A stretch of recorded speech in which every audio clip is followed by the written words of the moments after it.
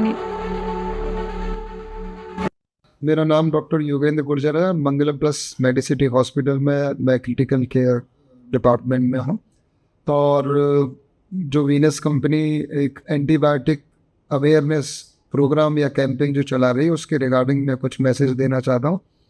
सबसे पहले तो ये बहुत ही बड़ा इनिशिएटिव है, क्योंकि भारतीय जो समाज है या आम पब्लिक जो जनता है, उसके अंदर एंटीबायोटिक्स को लेकर के अवेयरनेस तो बहुत कम है, और कुछ भ्रांतियाँ और गलत सूचनाएं बहुत ज़्यादा कॉमन है।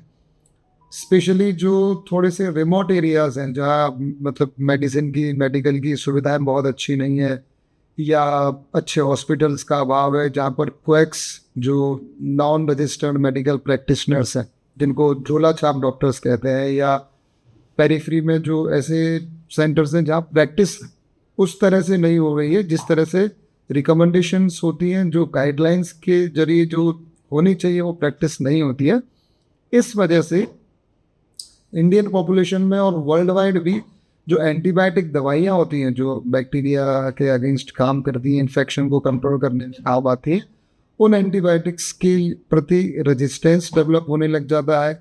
कई बार एंटीबायोटिक्स कम डोज में दे दी जाती है, कई बार कम समय के लिए दे दी जाती है, कई बार ऐसी एंटीबायोटिक्स दे दी जाती हैं जो बहुत हैवी होती हैं, जो इंडिकेशन नहीं बनता है, जो कम डोज या कम जो जनरेशन वाली एंटीबायोटिक है उनसे भी काम चल सकता था। तो उसकी बजाय अगर आप हायर एंटीबायोटिक दे देते हो तो उनमें रेजिस्टेंस का रिस्क बहुत ज़्यादा बढ़ जाता है।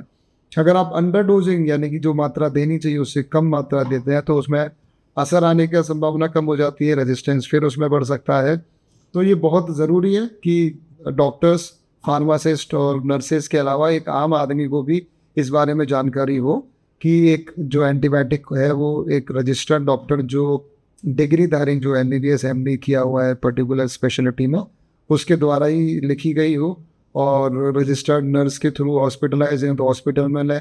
अदरवाइज कभी भी किसी ऐसी जगह पर आप ट्रीटमेंट करना भी अवॉइड करना है। स्पेशली एंटीबायोटिक्स को लेकर के तो बहुत ज़्यादा सावधानी और जागरूकता की ज़रूरत है।